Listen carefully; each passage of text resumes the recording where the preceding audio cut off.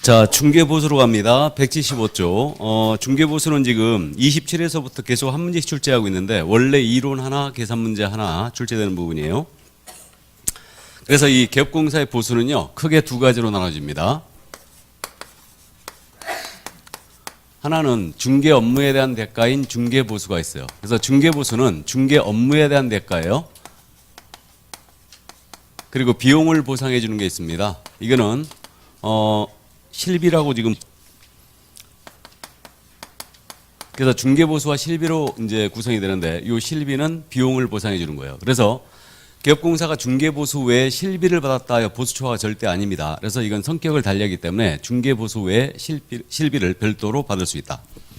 자, 그럼 먼저 중개보수에 대한 내용인데 중개보수의 당연성이란 말이 나와요. 이건 넘어가죠. 그냥 넘어가고, 그 다음 176쪽에 중개보수 규정의 적용 범위란 말 나와 있어요. 이거는 중개 업무에 대한 대가가 중개보수이기 때문에 컨설팅이나 또는 분양 대행입니다.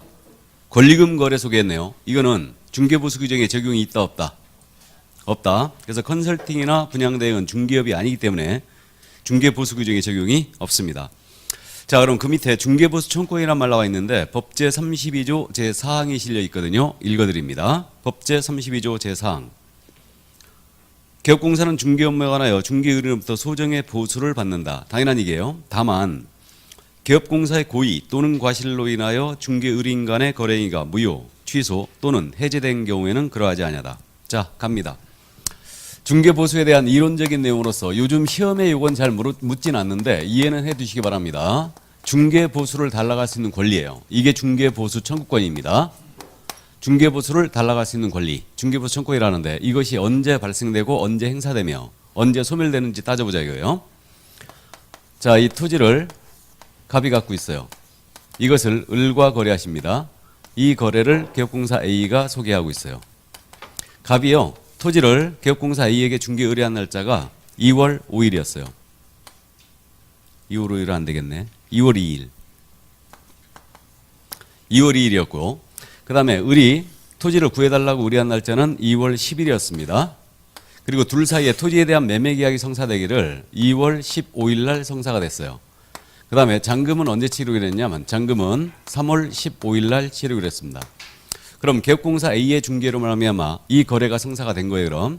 그럼 보수를 이제 받을 수가 있는데 보수를 달라갈 수 있는 권리, 이 중개보수 청구권이 언제 발생이 되고 언제 행사가 되며 언제 소멸하는지 따져보자 이거예요. 자, 갑에 대하여만 따집니다. 갑에 대하여 중개보수를 달라갈 수 있는 권리, 보수 청구권은 2월 2일 날 발생됐다. 1번. 아니다. 계약 체결일인 2월 15일 날 발생됐다. 2번. 아니다. 잔금일인 3월 15일 날 보수 청구권이 발생됐다. 3번. 1, 2, 3번 중에 2번. 2번. 자, 2번. 2번은 계약 체결일이죠. 계약 체결일입니다. 그럼 생각을 잠깐 해보죠. 우리 중개 완성 시점을 2주 전에 따져봤죠? 중개가 완성되는 시점이 과연 어딘가 따져봤습니다. 중개 완성되는 시점은 언제였어요? 계약 체결이었어요? 잔금이었어요? 계약 체결이었습니다. 맞죠? 그럼 계약이 체결되면 중개가 완성됐으니 이론적으로 보면 중개 완성이 되었으므로 할 일을 다 했으므로 보수를 받을 수 있는 시점 아니에요? 중개 완성됐다는 얘기는? 맞죠? 그러니까 2월 15일을 보시면은 이 보수청권, 중개보수청권의 행사 시점을 보신 거예요. 이게 행사 시점을 본 겁니다. 중개 완성이 됐으니까. 그래서 우리는 중개보수청권의 행사 시점은 거래 계약시로 보고 있어요. 2월 15일로 보고 있습니다. 근데 중개보수를 달라갈 수 있는 권리라 하겠습니다. 그럼 이 권리는 적어도 이때 발생이 되거나 아니면 그 전에 발생이 되고 있어야 되죠. 그러면 우리 이제 통설과 판례는 어떻게 해석하고 있냐면 중개보수를 달라갈 수 있는 권리 자체는 이미 중개 의뢰를 받을 때 발생한다라고 해석하고 있어요. 그러면 이 시점이란 얘기죠. 이거는 중개 계약을 얘기합니다. 그래서 중개보수 청구권의 발생 시점은 중개 의뢰를 받을 때 중개 계약 시에 이미 발생이 된다는 게 통설과 판례의 태도예요. 이게 그래서 이때 발생이 되고 행사 시점은 일로 온다는 얘기예요. 여기 있다는 얘기입니다. 근데 실무에서는 잔금 언제 주고 있어요? 잔금 시 많이 주고 있죠. 잔금 시. 그럼 잔금과는 전혀 관련이 없어요. 그럼 이런 문제가 생기네요. 거래계약 체계로 잔금 지급 전에 이 계약이 깨진 거예요. 그럼 보수를 받을 수 있겠는가? 이런 문제가 생기거든요. 이 점에 대해서 그러면 이때 전액 행사를 할 수가 있는데 지급 시기만 잔금 시로 미루는 거예요, 지금. 그러면 개업공사의 고의과실이 아닌 사유로 이 계약이 깨진 거예요. 당사자 간의 이행지체로 계약 깨졌습니다. 보수받을 수 있다 없다? 있다라는 얘기가 되는 거죠. 그래서 이건 이제 소멸에 관한 문제로 넘어가는 겁니다. 그래서 중개보수청구는 이 소멸은 개업공인중개사의 고의 또는 과실로 인하여 체결된 계약이 해제가 되거나 무효가 되거나 취소가 됐어요. 그럼 이때 소멸한다는 겁니다. 예를 들어 이 토지에 대하여 소송 제기된 사실인데 이 사실을 A가 숨긴 거예요. 그래서 계약이 성사가 됐는데 후일 을이 그 사실을 알게 됐습니다. 그래서 계약을 깨버린 거예요. 그러면 개공의 고의과실로 계약이 깨진 거죠. 그러면 보수청구권이 소멸해요. 그렇기 때문에 이때는 받을 수 없게 되고 이미 받은 보수가 있다면 반환해야 됩니다. 안 받은 게 있다면 이제 더 이상 못 받게 되죠. 그러면 거꾸로 해서 가면 개공의 고의과실이 아니에요. 당사자 간의 이행지체로 인하여 이 계약이 해제가 되거나 무효가 되거나 취소가 됐어요. 그럼 이때는 소멸한다 안 한다? 소멸하지 않는다. 여전히 받을 수 있다라는 얘기가 된 겁니다. 그래서 이게 실무에서 말이에요. 가끔 법정으로 가는 일이 생겨요. 그러니까 예를 들어서 이 토지가액이 10억짜리였어요. 그럼 오늘 공부하겠지만 쌍방 모두를 중개했다. 그럼 일방으로부터 지금 최고가 900만 원 아니에요. 그죠? 900만 원이고 쌍방 모두를 중개했으면 이제 1,800이 되는 겁니다. 그럼 만약에 당사자 간의 사정으로 이 계약이 깨진 거예요. 계약금 들어갔는데 계약 깨졌다. 그러면 이게 가끔 법정으로 가는 거죠. 보수가 클수록 법정으로 갈 가능성이 커져요. 그럼 이제 법원의 판단은 어떻냐면요. 판사의 재량껏 보수를 판단하는데 개업공사의 기여도에 따라서 판단해요. 한 50% 정도는 인정하죠. 이게. 그래서 이제 그런 일이 가끔 있는데 실무에서는 말이에요. 또 주택임대차 같은 경우는 보수가 얼마 안 되죠. 그러면 계약 체계로 잔금 지급 전에 계약이 깨져버린 거예요. 그럼 개공이 법리적으로는 이거 받을 수 있어요, 없어요? 있다란 얘기죠. 근데 그냥 포기를 하는 거죠. 포기하고 새로 이제 중개하거나 아니면은 그냥 냅두는 겁니다. 뭔 말인지 되시죠? 그래서 이제 중개보수청구는 중개 계약할 때 이미 갑한테는 2월 2일 날 발생이 되는 거예요. 그다음에 을한테는 그럼 2월 10일 날 발생되는 거죠. 그다음에 행사 시점은 여기 계약 체결 시점에 행사 시점에 있는 거예요. 그러나 이제 실무적으로는 잔금 시에 이제 많이 주고 있습니다. 자, 그래서 여기까지. 그래서 전에는 요걸 가끔 물어봤거든요. 근데 요즘은 안 물어봅니다. 의미가 없어요. 사실. 자, 그럼 그 정도 이해만 해두시고 이제 본론으로 가볼까요? 178쪽. 중개보수의 범위. 자, 이 중개보수의 범위는요. 중개보수의 한도를 얘기하는 겁니다. 그럼 중개보수의 한도란 얘기는 이 범위를 절대 초과하면 안 된다는 얘기예요. 자, 그래서 중개보수의 범위 법제 32조 4항에 실려 있습니다. 읽어드립니다. 주택의 동그라미예요. 부속토지를 포함한다. 이하 2항에서 같다. 주택의 중개에 대한 보수와 제2항에 따른 실비의 한도 등에 관한 필요한 사항은 국토교통부령이 정하는 범위 안에서 특별시, 광역시, 도 또는 특별자치도 이하 시도라 한다. 시도의 조례로 정하고. 자, 밑줄이에요. 시도의 조례로 정하고. 요걸 밑줄입니다. 다음 주택 외의 중개대상물에 대한 중개에 대한 보수는 주택 외의 동그라미예요. 주택 외의 중개에 대한 중개상물에 대한 중개에 대한 보수는 국토교통부령으로 정한다. 국토교통부령으로 정한다의 밑줄이에요. 자, 갑니다. 그럼 이 한도 정하는 방법에 대해서 정확히 이해를 꼭 해두시기 바랍니다. 아주 출제 빈도가 잦은 부분인데 그러면 지금 현재 32조 사항을 읽어봤더니요. 물건의 종류를 두 가지로 크게 나눴네요. 그래서 중개대상물의 종류를 일단 주택이냐 주택이 아니냐로 구분했어요. 주택과 주택 외로 구분했습니다. 그래서 주택에 대한 중개보수는 어떻게 정한다고 했냐면 국토교통부령이 정하는 범위 안에서 시도 조례로 정한다 이랬어요. 주택에 대한 중개보수의 한도는 그렇습니다. 그럼 주택에 대한 중개보수에 대해서는 우리 개업공사는요. 최종적으로는 시도 조례가 정하고 있는 범위를 절대 초과하면 안 된다는 얘기예요. 그 다음에 주택이 아닌 물건이에요. 그럼 주택을 제외한 나머지 물건은 지금 어떻게 정한다고 그러냐면 국토교통부령으로 정한다 이랬어요. 국토부령이 직접 정하고 있는 거예요. 그럼 이건 조례로 위임된 사항이 아니라는 걸 알 수 있습니다. 일단.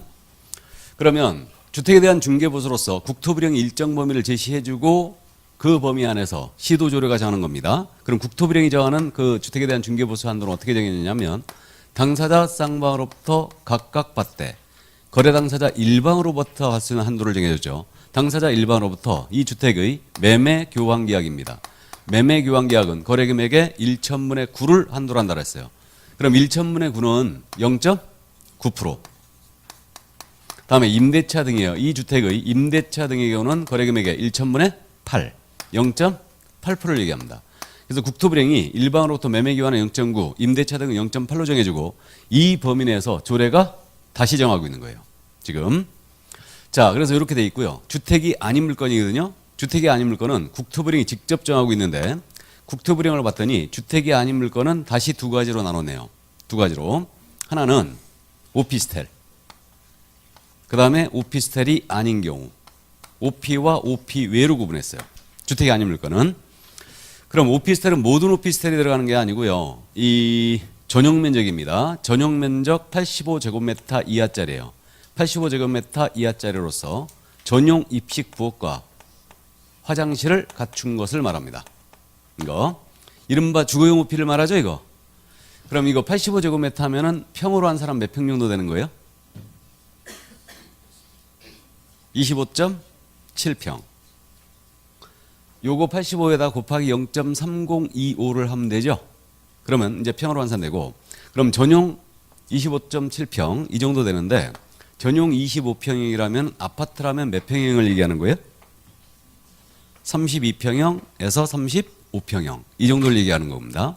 근데 OP는 전용률이 낮아요. 좀 아파트보다 낮기 때문에 OP 아마 전용 25평형 정도 되면은 공급 면적은 약 한 40평형 정도 될 겁니다. 방 3칸짜리. 그 정도예요. 자, 그래서 어쨌든 85제곱미터 이하짜리 OP입니다. 이 OP에 대해서는 당사자 쌍방으로부터 각각 받되 거래 당사자 일방으로부터 이 오피스텔의 매매 교환 계약이다.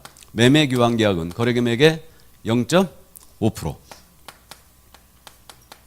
그 다음에 임대차 등입니다. 임대차 등의 경우는 거래 금액의 0.4%. 이렇게 정해주고 요 범위 내에서 의뢰인과 협의한 금액을 받으시면 돼요. 이게.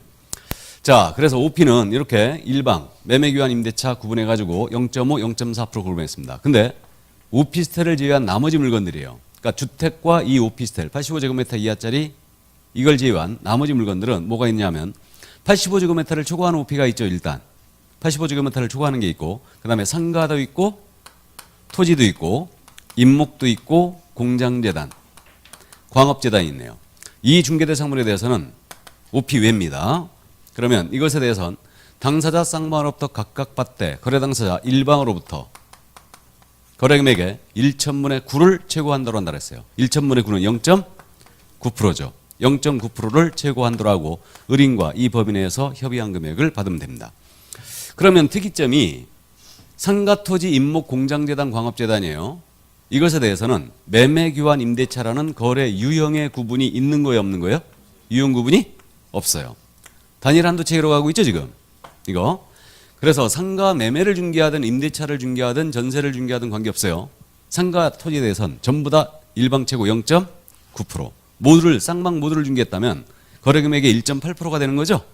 자, 그래서 일단 이렇게 됩니다. 자, 그래서 요게 지금 한도 정하는 방법 이렇게 돼 있는데 이것은 반드시 이해를 해 두셔야 됩니다.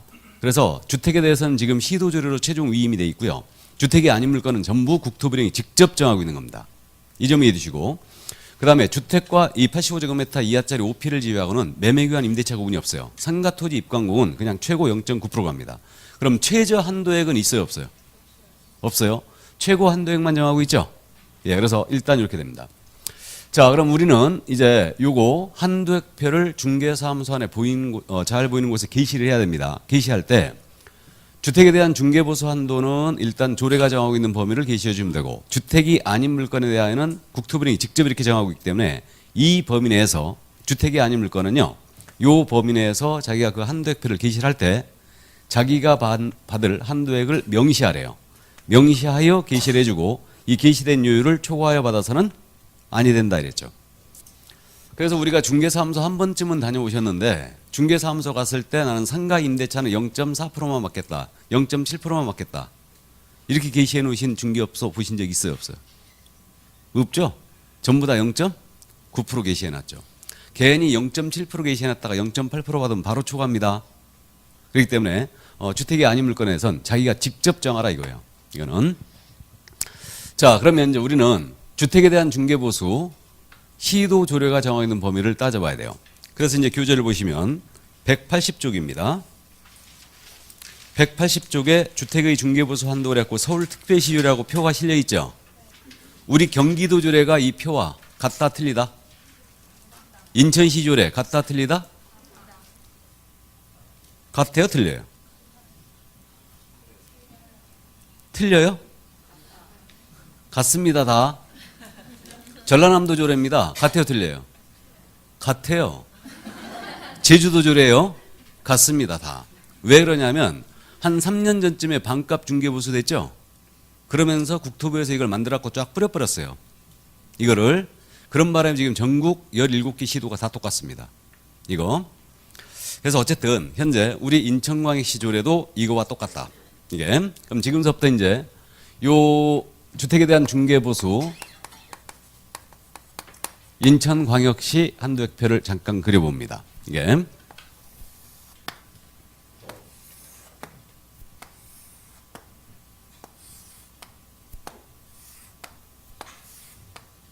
자, 그래서 거래 유형, 거래 금액, 그다음에 중개보수 요율, 다음에 한도액.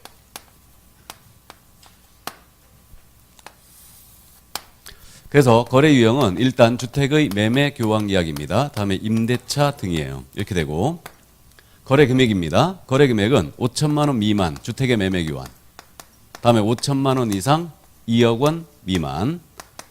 그다음에 2억 원 이상 6억 원 미만. 그다음에 6억 원 이상 9억 원 미만. 이렇게 돼 있고요. 요율은 5천만 원 미만은 매매입니다. 0.6%, 0.5%, 0.4%.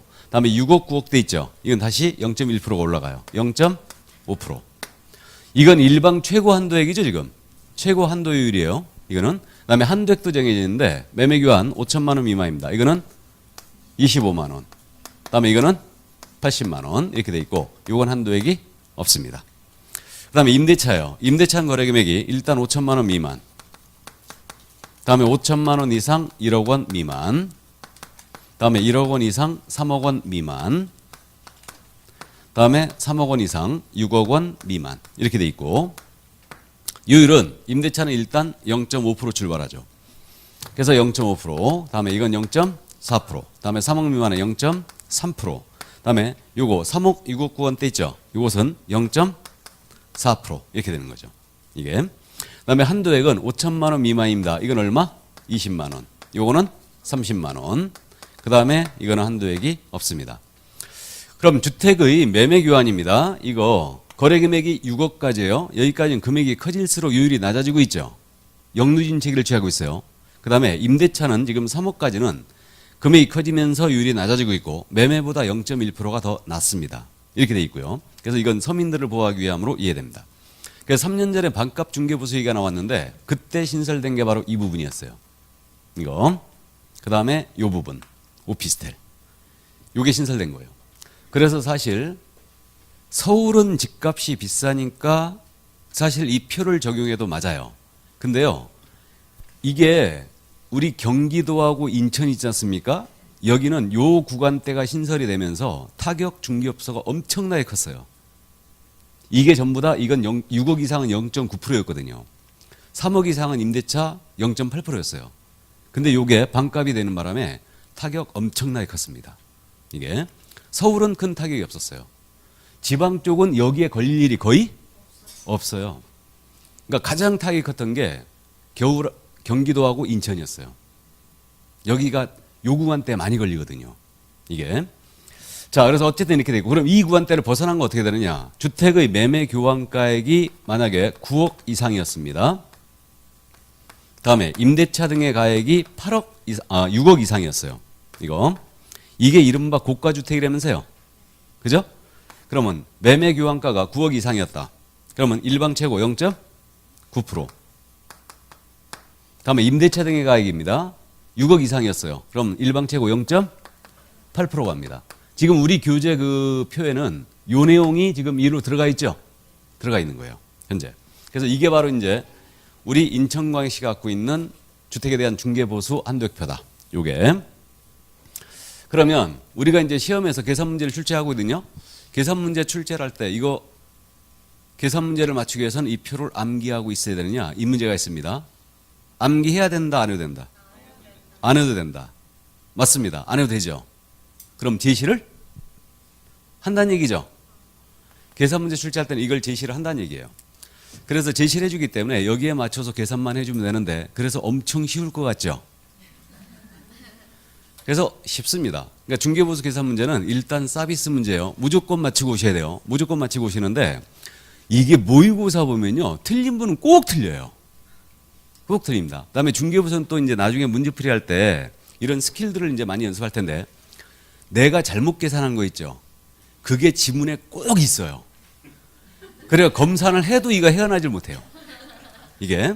그러니까 처음서부터 이제 정확하게 계산해 버려야 되고요. 이거를. 그러니까 이제 이거는 제시를 해주는 이유가 17개 시도 조례가 서로 틀릴 수도 있죠. 지금은 똑같기 때문에. 그러니까 이걸 제시를 해주는 거예요. 근데 이거 대충 감은 잡고 있어야 되죠? 감은 잡고 있어야 돼요. 금액은 지금 매매 교환은 5,200 6억으로 가고 있어요. 다음에 654로 가고 있죠. 한도액은 2580이에요. 맞죠? 2580이고 임대차는 절반이에요. 그래서 5천, 1억, 3억 이렇게 돼 있고 그 다음에 543으로 갑니다. 감 잡았어요? 물론 실무에서 반드시 이걸 의뢰인한테 암기하고 브리핑할 필요는 없는데 전부 다 확인 설명서에 자동적으로 계산돼서 나와버려요. 보수가. 그러니까 이제 할 일 없는데 손님이 물어보잖아요. 보수 얼마나 돼요? 그럼 미리 감 잡고 있어야 되죠? 감 잡고 있어야 됩니다. 자, 그럼 이거를 이제 시험 문제를 맞추기 위해서는 암기할 필요는 없다. 근데 이걸 적용하는 방법에 대해서는 알고 있어야 됩니다. 그럼 먼저 이 표는 일방 한도액 표죠. 일방으로부터 받을 수 있는 최고 한도액을 얘기합니다. 그러면 쌍방 모두를 중개했다면 쌍방 모두로부터 각각 받을 수 있는 거죠. 그래서 각각 수수할 수 있다. 다음 주택 소재지 시도 조례와 중개사무소 소재지 시도 조례가 틀렸어요. 둘이 예를 들어 우리 검단에 사무소를 두신 기업공인사가 서울특별시 소재 주택을 소개한 거예요.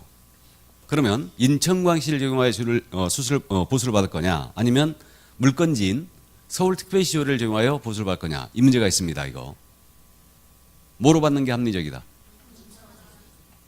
사무소 기준으로 통일하는 게 맞다. 원래 법리적으로 물건지조를 적용하는 게 맞을 걸로 보여요.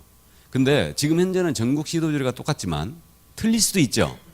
그럼 만약에 우리는 전국에 있는 주택을 모두 소개할 수 있는데 그럼 물건지 조례를 적용한다면 중개할 때마다 그쪽 조례를 확인해야 돼요. 이런 불편함이 있고 또 의뢰인은 지금 우리 검단에 있는 사무실 찾아온 거예요. 그러니까 결국은 의뢰인은 이 중개사무소 안에는 인천광역시 조례 한도액표가 게시되어 있겠죠. 그러니까 신뢰보호 차원에서 주택 소재지 시도조례와 사무소 소재지 시도조례가 틀리면 이때는 뭘로 통일한다? 사무소로 통일합니다. 이거 이렇게 되고요. 그러면 법인의 경우는 분사무소가 있더라 이거요. 그럼 분사무소는 주된 사무소 소재지 시도를 적용해야 돼요. 분사무소 소재지 시도조를 적용해요. 분사무소로 가야 됩니다. 의뢰인은 그 분사무소를 찾아갔으니까. 그래서 분사무소 기준 시도조를 적용한다. 이 점 이해해 두시고 작년 문제 정답이 이거였죠. 이거 엄청 잘 묻습니다. 이해를 꼭 해두시고 자, 그 다음에 이제 주택의 부속 토지예요. 주택의 대지를 얘기하는데 주택의 부속 토지는 주택과 통상 함께 같이 거래되다. 그러니까 주택 부속 토지는 토지를 따로 적용하지 않습니다. 뭘로 적용한다? 주택으로 적용합니다. 주택을 적용하고요. 자, 그 다음에 복합 건물 따지고 합니다. 복합 건물. 극단적인 예를 듭니다. 자, 이게 2층짜리 건물이에요. 1층은 상가였습니다. 2층은 주택이었어요. 이게 이른바 수익형 부동산이죠. 상가주택 이겁니다. 그러면 주택률이 틀리고 상가율이 틀리죠. 이게요, 통건물이었어요. 우리가 실무에서 통건물이라는 표현을 쓰는데 이게 구분 건물이 아니란 얘기죠. 구분 건물이 뭔지 아시죠? 등기가 따로 나 있는 거예요.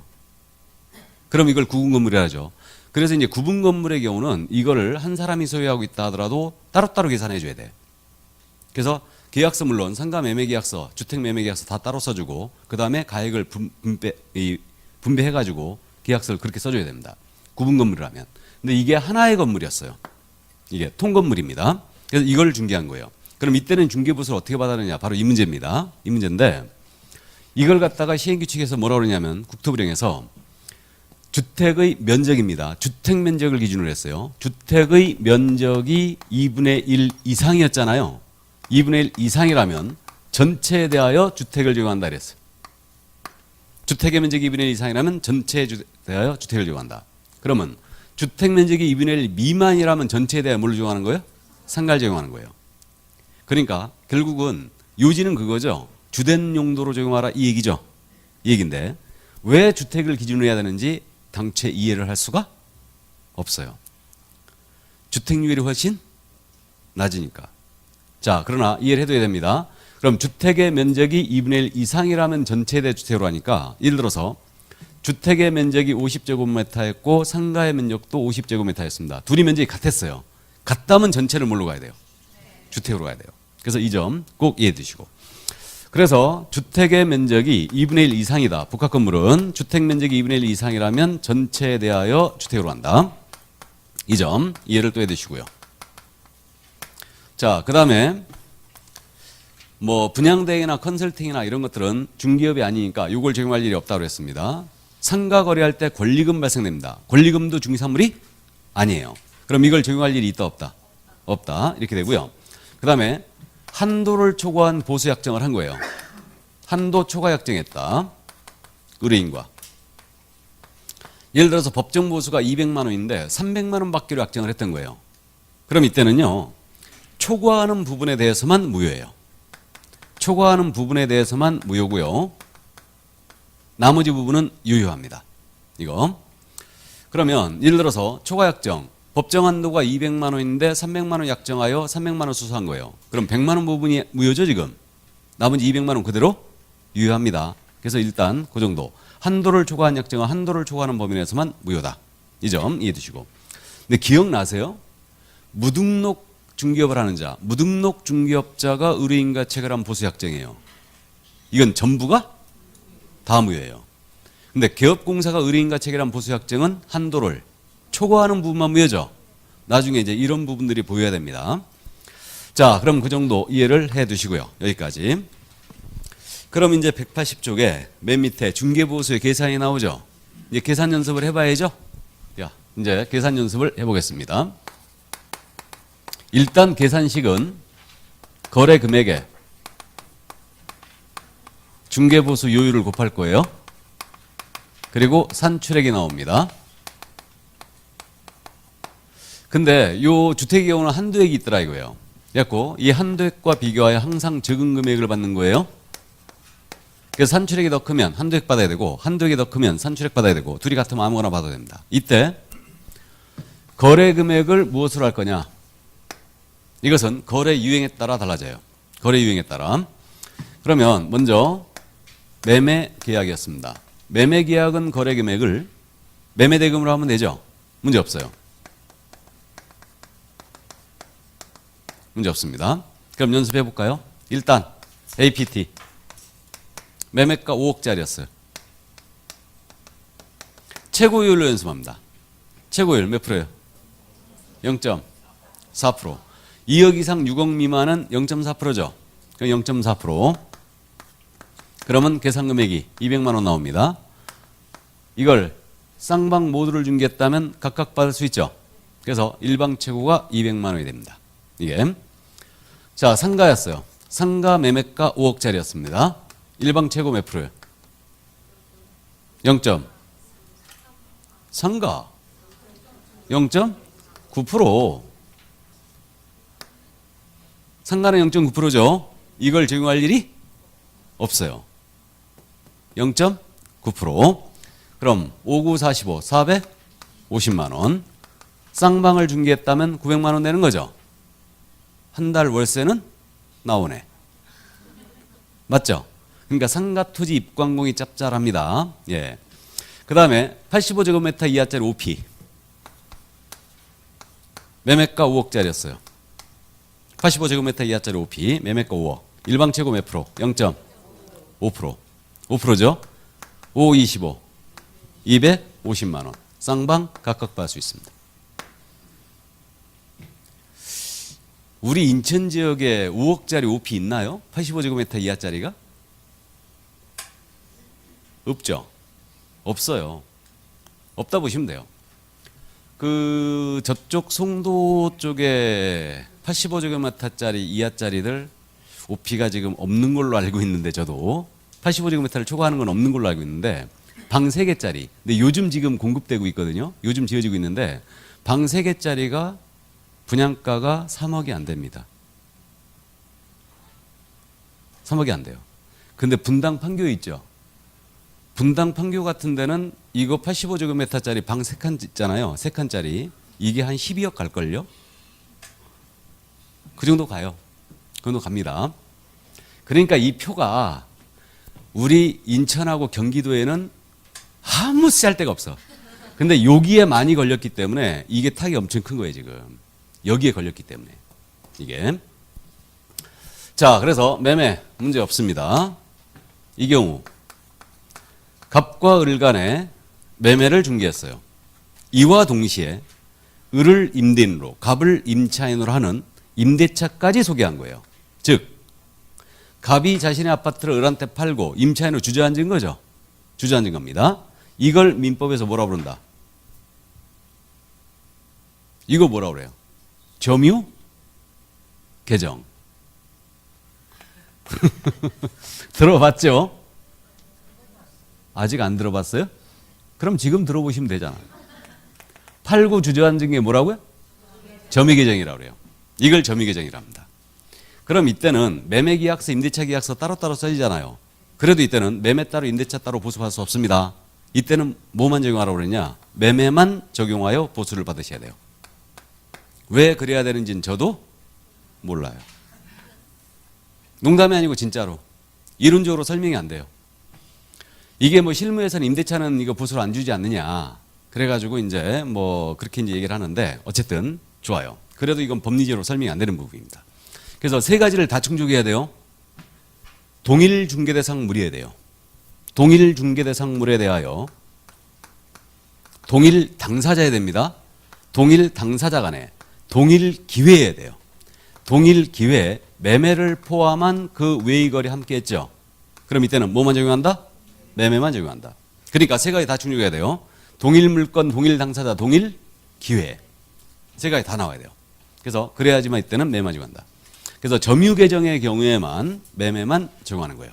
이거는. 근데 실무적으로 이거보다는 이게 더 많죠. 갑과 을 사이에 매매를 합니다. 이걸 소개했어요. 그 다음에 임대차 계약은 병과한 거예요. 그럼 을로부터 보수 따로 받을 수 있다 없다? 있다. 매매 따로 임대차 따로 받을 수 있죠. 여기 어떤 요건을 충족 못한 거예요 지금? 동일 당사자의 문제가 생긴 거죠. 그죠? 그러니까 팔고 주저앉은 경우에만 점유 개정의 경우에만 매매를 적용하는 거예요. 이 경우는 따로 받을 수 있습니다. 물론 이 경우 보수를 임대차 부분은 대폭 할인을 해주겠죠. 그죠? 아 그래요. 그렇게 합니다. 어제 아침에는 제가 엄청 혈압을 받았는데 한 2달 전쯤에 OP 우리 사무실 뒤에 있는 저 OP를 전세 이제 그 2억짜리거든. 근데 요즘 좀 떨어져 가지고 한 1억 한 8천? 이 정도 가요. 근데 이제 그 정도 가는데 그거를 그 따님이 이제 살고 있지. 신혼 부부가. 그래갖고 이제 살고 있었고 아파트로 옮긴다고 이제 빼달라는 거예요. 직장 거기 있었는데 멀고 좀. 그러니까 이제 그쪽 가까이로 간다고 이제 빼달래. 그럼 이제 빼고 우리는 그쪽을 또 잡아줘야 되잖아. 그죠? 그럼 이게 이제 본의 아닌 양타가 되는 거예요. 그것도 빼고 잡아줘야 되니까. 뭔 말인지 이해되시죠? 얻어줘야 되잖아 그쪽을. 잘못하면 쓰리타도 돼요. 잘못하면 이제 포타라고 그러나 이거? 이걸 해본 적이 없어서 모르겠어요. 근데 문제는 그 따님 되시는 분 부친이 부동산이야. 그래가지고 2억짜리 지금 현재 시세가 1억 8천으로 떨어졌기 때문에 2억짜리 나갈 일이 없잖아. 만기 전에 빼는 거거든 지금. 근데 이제 저쪽 우리 친한 부동산하고 살살 꼬셔가지고 일단 진행을 했어요. 그래갖고 돈은 이제 거의 계좌 받을 단계까지 된 거야 주인. 그래갖고 이제 나는 이제 그저께 뭐 일이 있어갖고 이제 내가 통화를 못 하고 이제 어제 통화를 했는데 우리 존경하는 사장님께서 그러시는 거예요. 그쪽이 부동산이라는데 보수를 못 주겠다고 하던데 그거 혹시 사전에 얘기된 적 있느냐? 나한테 그러는 거예요. 그래갖고 그런 말 없었다. 이거 나한테 명함만 덜렁 주고 왔지 이거 공동중개로 간다.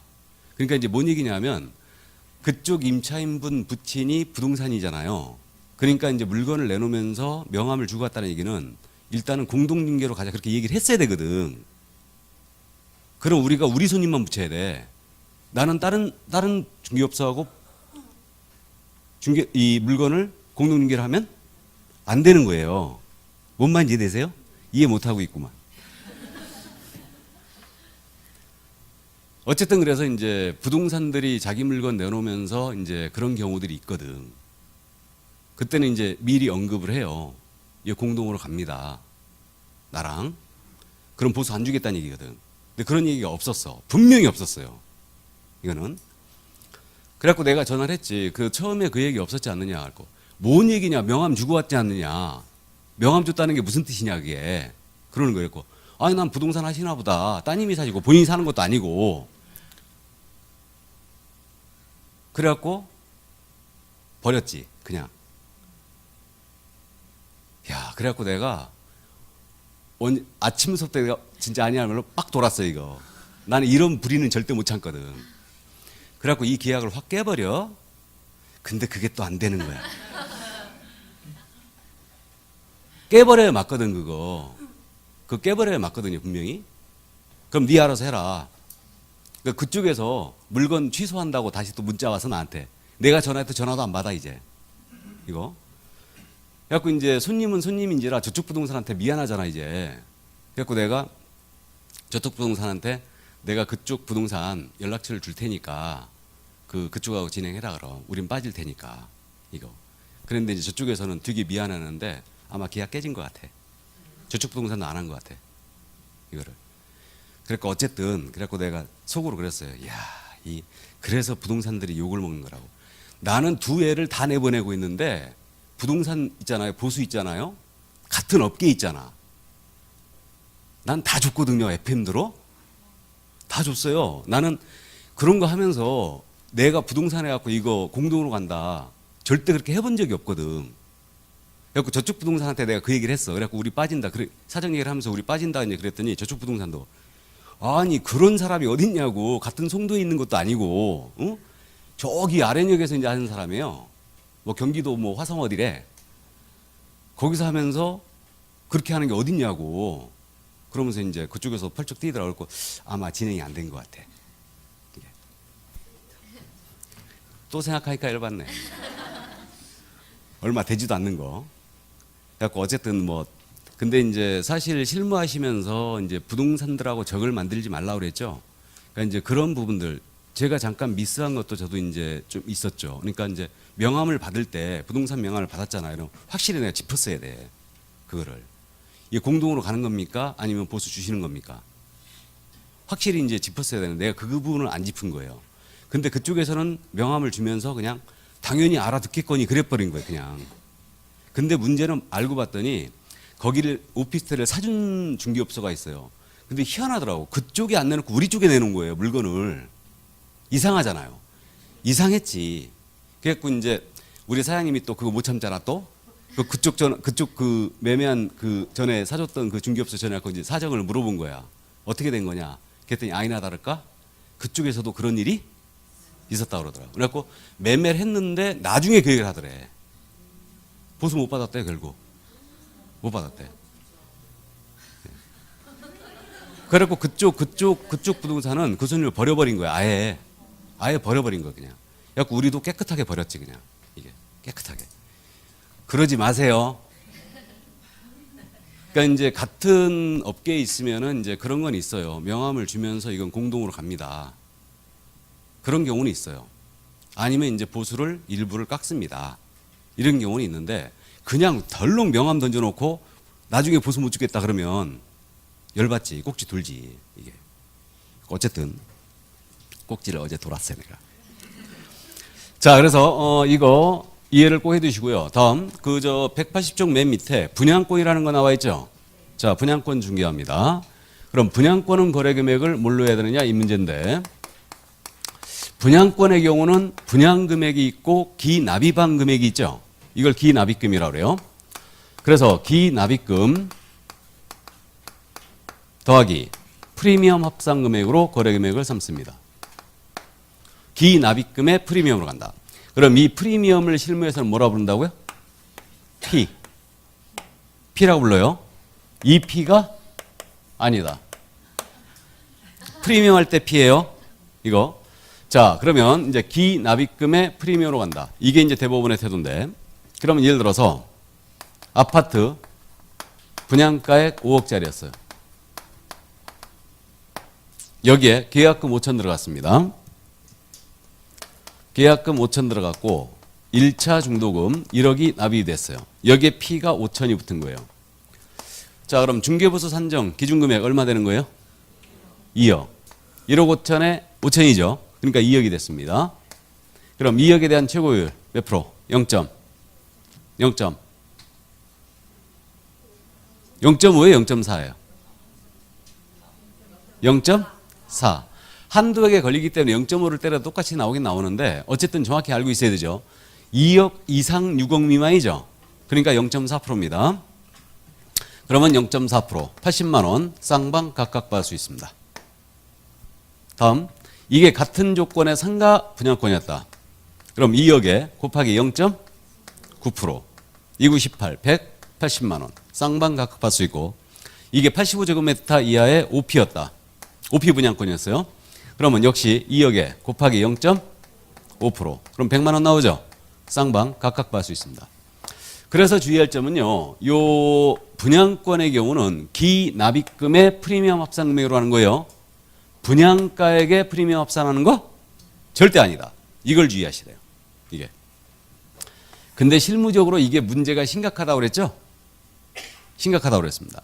그래서 이게 법정보수 이거 분양권의 경우는 기납입금의 프리미엄 합산 금액으로 갑니다.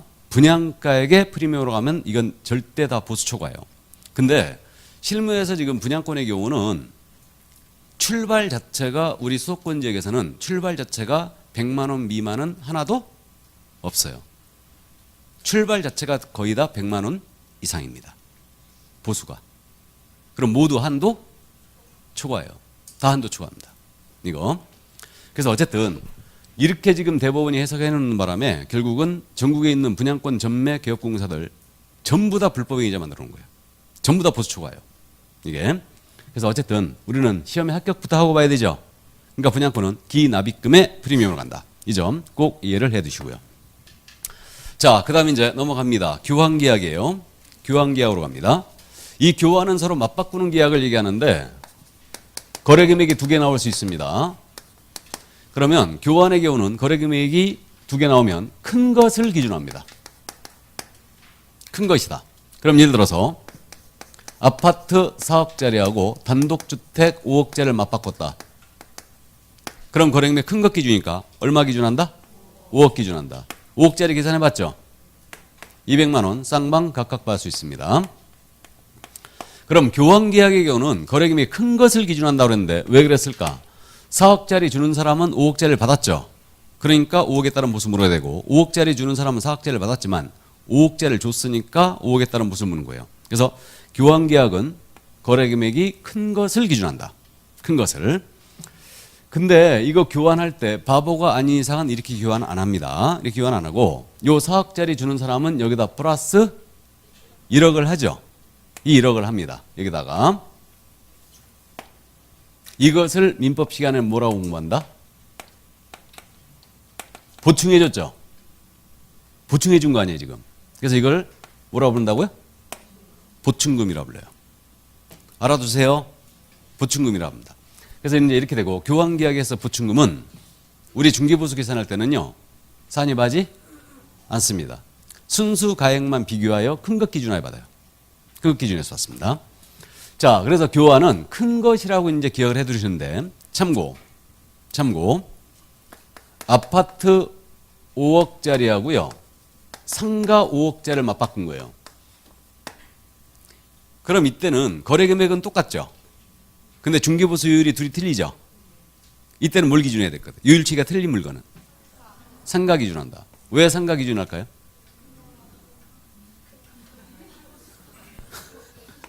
큰 것 기준이니까. 맞죠?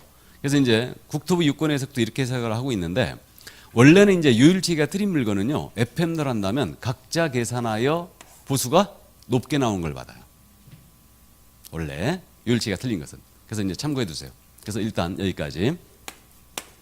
근데 실무적으로는 교환계약을 우리 11월, 12월 들으신 분은 들어보셨는데 실무적으로 교환계약 소개하라고요? 소개하지 말라고요? 하지 말라고 그랬죠. 왜요? 사기로 고소 들어온다고. 지금 실무에서 토지교환이 가끔 이루어지고 있는데 토지교환계약 소개하면요. 10건 중에 8건이 사기로 고소 들어와요. 왜 그러냐면 한쪽이 꼭 피해갔다고 생각을 하니까. 그리고 실무적으로도 교환은 사기가 횡행합니다. 안 팔리는 땅 끼워넣게 하는 거예요. 예를 들어서 수도권에 있는 땅 뭐 100평하고 저기 강원도 영월군 산꼭대기 땅 있죠. 이거 500평하고 같이 끼워넣게 하는 거지. 그래갖고 내가 엄청 손해보면서 이거 교환하는 거다? 그렇게 하는 거예요. 근데 강원도 영월군의 그 산꼭대기 땅 그거 사면 뭐해? 맞죠? 그러니까 그런 사기가 횡행하기 때문에 실무적으로 교환은 중개하지 마시고 니들끼리 알아서 해라 그래야 돼. 그 다음에 지인이 굳이 써달라고 하면 각서 받으세요 꼭. 아셨죠? 나중에 이거 여기에 대고 트러블 걸면은 지기 빈다고 각서 받아야 돼. 이거. 그래서 어쨌든 교환은 소개를 자제하시기 바랍니다. 자, 이제 넘어갑니다. 전세, 임대차라고 하는데 임대차 중에 월세가 없는 거 우리는 전세라고 부르고 있죠 지금. 그러면 거래 유형이 전세였어요. 그러면 이때는 거래 금액을 전세금으로 하면 돼요. 문제 없습니다. 그러면 싼 걸로 잠깐 연습합니다. A패티 전세 8천짜리였어요. 아파트 전세 8천짜리. 그럼 최고율 계산합니다. 0.4%. 그럼 32만 원 계산되는 거예요. 32만 원 받으면 돼요, 안 돼요? 안 되죠. 이건 한두 개 걸렸죠. 한두 개 얼마? 30만 원. 이걸 쌍방 각각 받을 수 있습니다. 2만 원 더 받으면 몇 년짜리 지역사유라고 이거? 1년 이하의 3년은 너무 심했죠 이거. 1년 이하의 지역 또는 1,000만 원이 벌금입니다 이거. 그래서 이렇게 되고요. 만약에 상가전세 8천짜리였다. 그러면 8, 9, 72 0.9%죠. 72만 원 쌍방 각각 받을 수 있고 85제곱미터 이하의 OP전세 8천짜리였어요.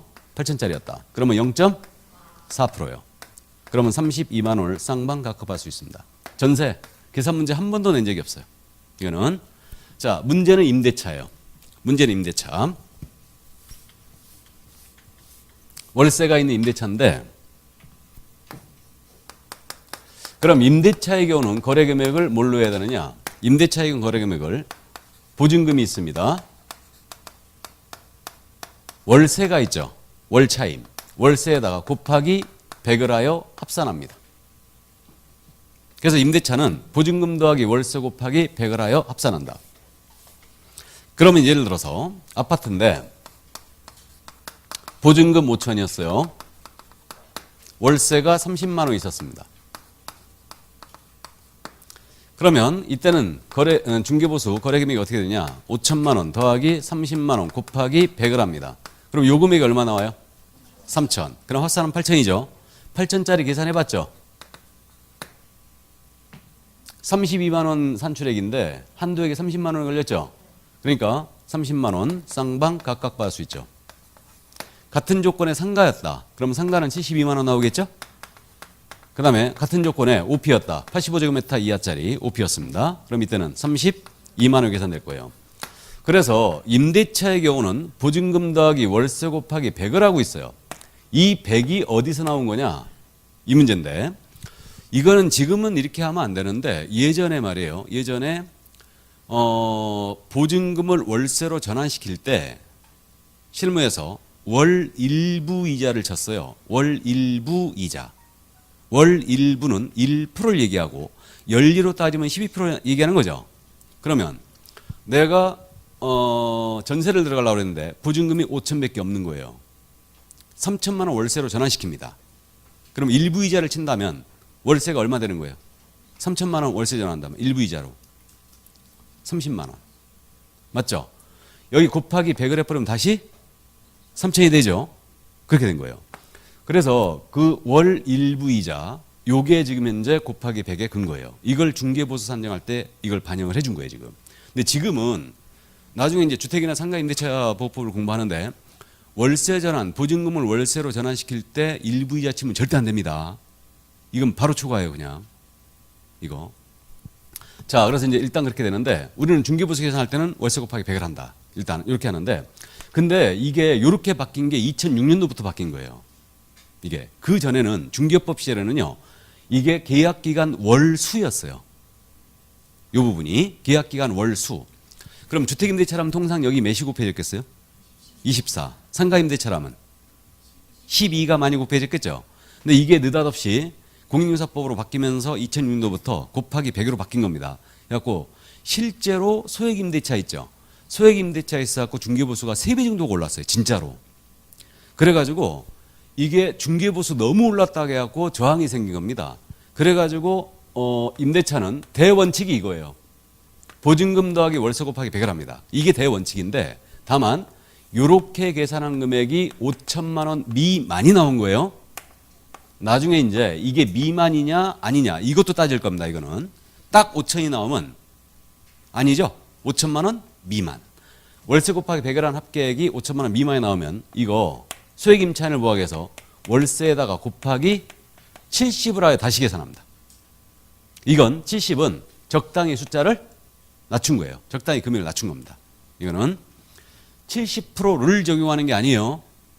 월세 곱하기 70으로 갑니다. 자, 이렇게 되는데 그럼 예를 들어서 보증금 2천에다가 월세가 20만 원짜리였다. 그럼 이거 얻는 계산해도 4천밖에 안 나오죠. 이거 그럼 5천만 원 미만 거래가 된 거예요. 이게 그러면 이때 어떻게 되느냐? 2천만 원 더하기 월세 20만 원 곱하기 70으로 해야죠. 그럼 합산하면 거래금액이 3,400만 원 나와요. 4천으로 하면 절대 안 되죠. 3,400이 되고 이게 만약에 주택 임대차였습니다. 주택이었다면은 곱하기 0.5%가 되는 거죠.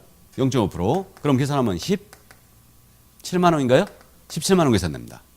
그다음에 이게 상가 임대차였어요. 그럼 곱하기 0.9% 그러면 30만 6천 원 계산됩니다. 그다음에 이게 85제곱미터 이하짜리 오피스텔이었어요. 그러면 이거 0.4% 그러면 13만 2천 원 나오나요? 13만 2천 원 나오죠. 맞죠? 이렇게 됩니다. 그래서 지금 임대차는 대원칙이 보증금 더하기 월세 곱하기 100으로 가는 거예요. 이게 이렇게 감이 대원칙인데 이렇게 계산한 금액이 5천만 원 미만이었을 때는 월세 곱하기 70으로 한다는 거.